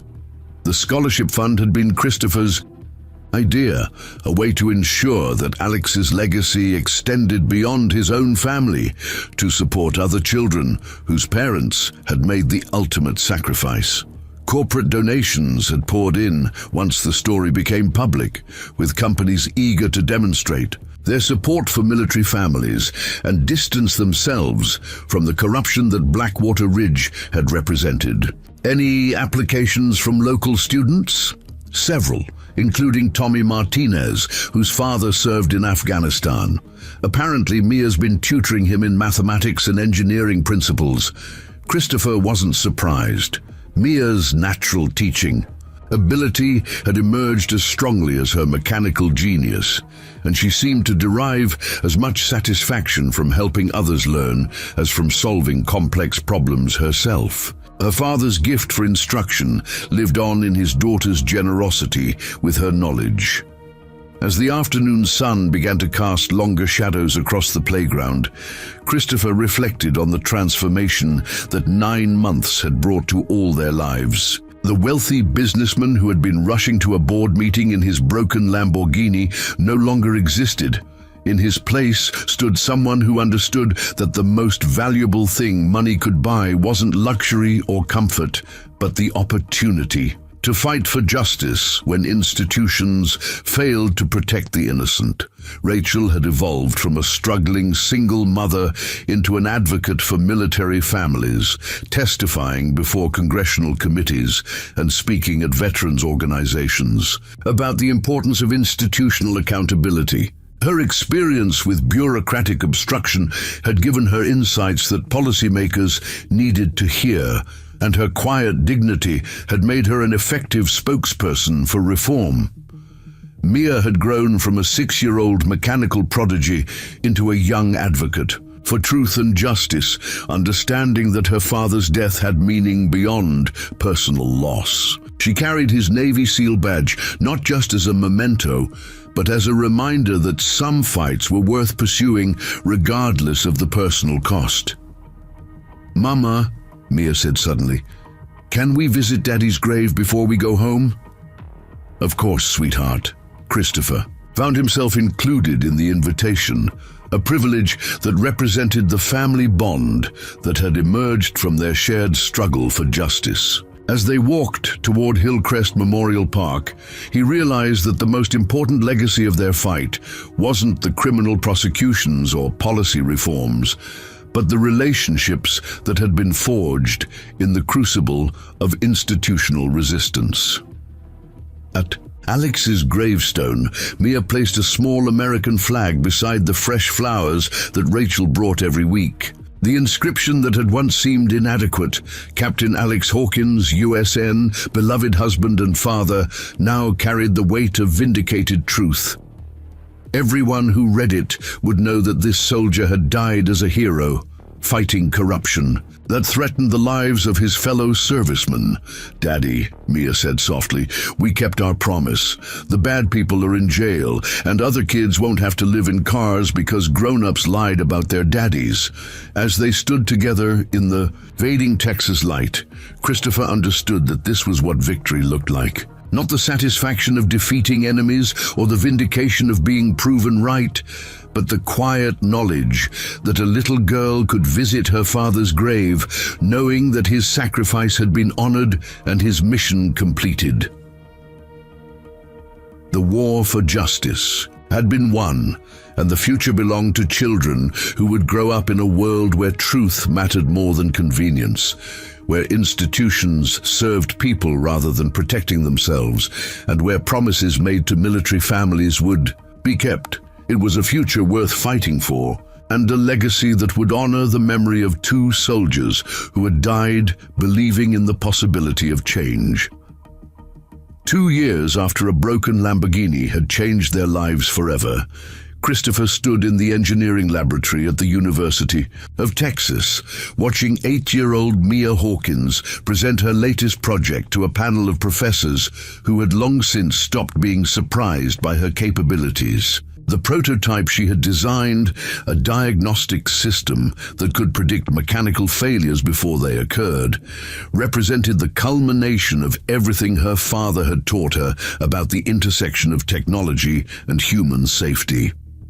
The early warning system monitors stress patterns in critical components, Mia explained to the assembled academics, her voice carrying the confident authority of someone who had learned that knowledge was power, and power carried responsibility. If we can predict when a helicopter rotor is going to fail, we can save pilots' lives. If we can predict when a tank engine is going to break down, we can keep soldiers from being stranded in dangerous places.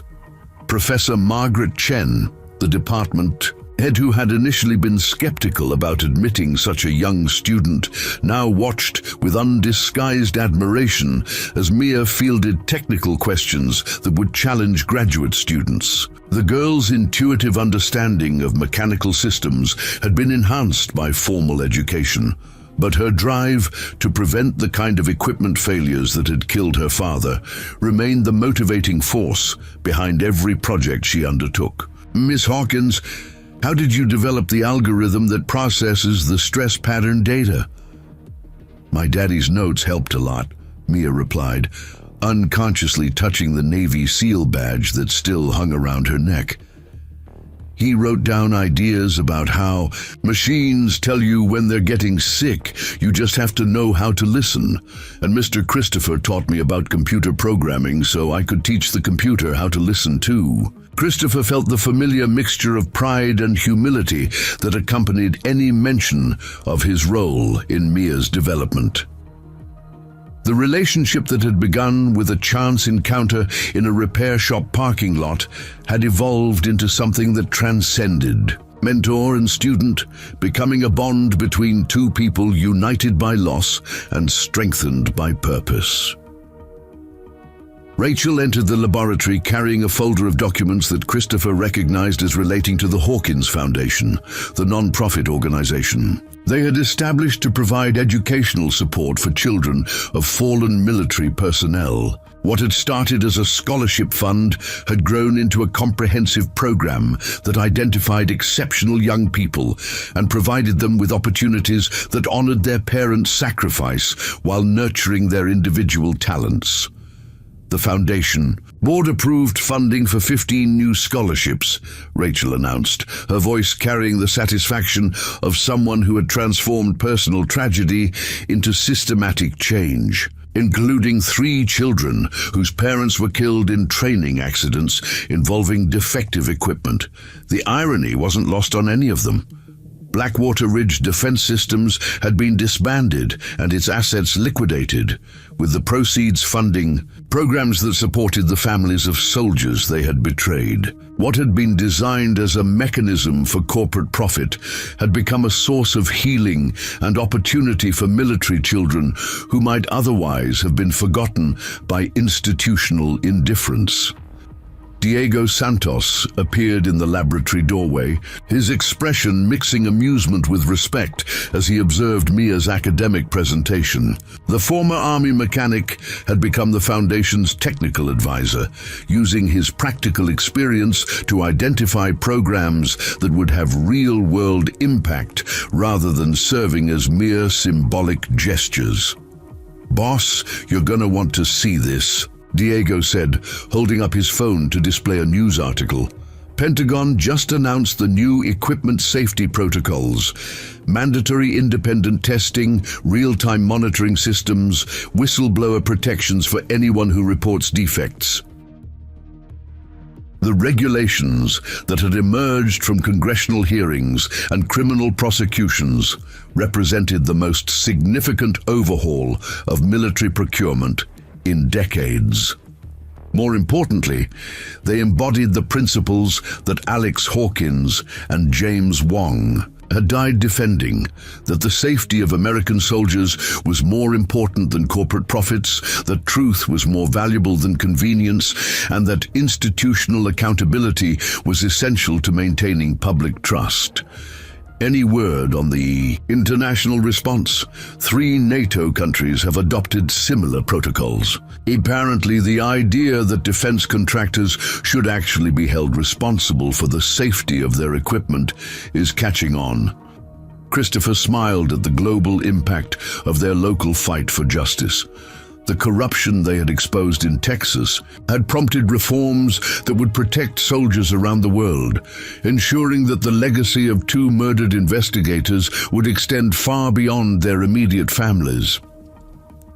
Isabella Wong entered the laboratory with the measured pace of someone who had learned to balance professional obligations with family relationships. The Pulitzer Prize-winning journalist had continued investigating military contracting issues, but she had also become a regular presence at family gatherings and Foundation events, rebuilding connections that had been strained by years of philosophical disagreement. "Dad, I just finished interviewing Senator Carter about the Military Family Protection Act. She says it should pass both houses within the month." The legislation represented the final piece of institutional reform that would emerge from the Hawkins. A case: comprehensive support for military families, streamlined benefits processing, independent oversight of contractor relationships, reforms that would prevent other families from enduring the systematic neglect that had characterized Rachel and Mia's experience. Any opposition? Minimal. Turns out it's hard to vote against protecting military families when the alternative is explaining why you support the people who murdered soldiers for profit. Mia finished her presentation to enthusiastic applause from the academic panel, then approached Christopher with the serious expression that always preceded her most important questions. "Mr. Christopher, do you think Daddy would be proud of what we built?" Christopher knelt down to meet her eyes, recognizing in them the same determination that had driven Alex Hawkins to pursue corruption despite mortal danger. "Mia, I think your Daddy would be amazed by what you've accomplished, but more than that, I think he'd be proud that you've used your gifts to help other people." "Good," she said with characteristic directness, "because I'm not done yet." Over the following months, Christopher watched Mia's latest project take shape with the same systematic precision that had characterized everything she undertook. Working with university engineers and Foundation resources, she was developing a mobile diagnostic unit that could be deployed to rural areas where military families lived far from major medical centers. The technology that could predict mechanical failures was being adapted to predict medical emergencies, ensuring that the children of deployed soldiers would have access to early intervention that could save lives. The project embodied everything their struggle had represented: The transformation of personal tragedy into systematic change, the application of individual genius to collective benefit, and the understanding that justice was not a destination, but an ongoing commitment to protecting the vulnerable from institutional indifference.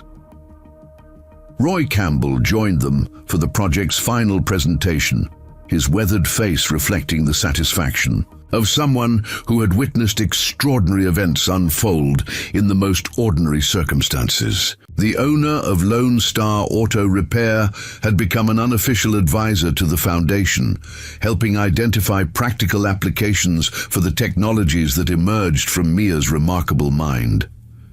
"You know," Roy observed as they watched Mia demonstrate, "her diagnostic system. When that fancy car broke down in my parking lot, I thought we were just dealing with another rich guy who didn't know how to change his own oil." "What do you think now?" Christopher asked. "I think sometimes the most important things start with the smallest moments. A little girl fixing a car, a grown man willing to listen, a family that refused to let injustice stand." As they prepared to leave the university, Christopher realized that this final presentation represented not just the completion of Mia's latest project, but the fulfillment of promises that had been made in a dusty Texas parking lot 2 years earlier. The little girl who had diagnosed his Lamborghini's fuel injection problem had grown into a young engineer whose innovations would protect soldiers and civilians around the world. The struggling single mother who had been denied military benefits for 6 years had become an advocate whose voice shaped national policy. The wealthy businessman who had been rushing to a board meeting had discovered that the most important meeting of his life had been waiting for him at a small-town auto repair shop. Father Luis Fernandez met them at Hillcrest Memorial Park as the sun began to set over the Texas hill country, painting the landscape in shades of gold and crimson that seemed appropriate for a ceremony that honored both memory and hope. The monthly visit to Alex's grave had become a family tradition, an opportunity to share achievements and challenges with someone whose presence was felt even in his absence. "Daddy," Mia said as she placed fresh flowers beside the headstone, "we finished the medical diagnostic project. It's going to help kids in places where there aren't enough doctors, just like you helped soldiers in places where they needed to be brave." Rachel added her own flowers, white roses that had been Alex's favorite. "The foundation helped 57 families this year, Alex. Children who won't have to grow up wondering if their parents died for nothing." Christopher placed a small American flag beside the flowers, a gesture that had become his own ritual of remembrance. "Your investigation saved more lives than you could have imagined, Alex, and your daughter is making sure that saving lives becomes her life's work." As they stood together in the gathering twilight, Christopher understood that this was how justice actually worked. Not through dramatic courtroom victories or sensational media coverage, but through the quiet accumulation of changes that made future tragedies less likely and future families more secure. The corruption they had exposed would never completely disappear, but the reforms they had achieved would make it harder for institutional indifference to prevail over individual courage. Mia looked up at him with eyes that had grown wiser, but remained fundamentally hopeful. "Mr. Christopher, do you think there are other families out there who need help like we did?" "Probably, Mia. There usually are." "Then we should help them too." The simple declaration carried the weight of a life philosophy that would guide Mia through whatever challenges lay ahead. She had learned from her father's example and Christopher's commitment that power carried the obligation to protect those who could not protect themselves. That knowledge was most valuable when it was shared, and that justice was not a gift to be received, but a responsibility to be fulfilled. As they walked back toward their cars, Christopher realized that the story that had begun with a broken Lamborghini would continue long after all of them were gone. The principles they had fought to establish, institutional accountability, protection for whistleblowers, support for military families, would influence policy decisions for decades. The technologies that Mia developed would save lives in ways they could not yet imagine. The foundation they had built would provide opportunities for children whose potential might otherwise be lost to bureaucratic indifference. But perhaps most importantly, the relationships they had forged in the struggle for justice had created a new kind of family, bound not by blood, but by shared commitment to ensuring that truth mattered more than convenience, that courage was rewarded rather than punished, and that promises made to those who served their country would be kept. The 6-year-old girl who had fixed a billionaire's car engine had become an 8-year-old advocate for justice whose influence would extend far beyond anything her father could have imagined. The billionaire who had been rushing to a board meeting had discovered that the most important business of his life was ensuring that other families would never endure what the Hawkins family had suffered. And in a small Texas town, where a Navy SEAL's badge still hung around his daughter's neck, the truth about courage and sacrifice and institutional responsibility would continue to inspire new generations of Americans who understood that democracy required constant vigilance from citizens, willing to fight for what was right. The bad people had been defeated, the good people had prevailed, and the future belonged to children who would grow up knowing that justice was not just an ideal to be admired, but a reality to be defended. That was Alex Hawkins' true legacy, and it would endure long after the headlines faded and the court cases were forgotten. In the end, that was what victory looked like, not the satisfaction of defeating enemies, but the quiet knowledge that the world had been made a little bit better for the children who would inherit it. The end. Up next, 2 more incredible stories are waiting for you right on your screen. If you enjoyed this one, you won't want to miss this. Just click to watch, and don't forget to subscribe. It would mean a lot.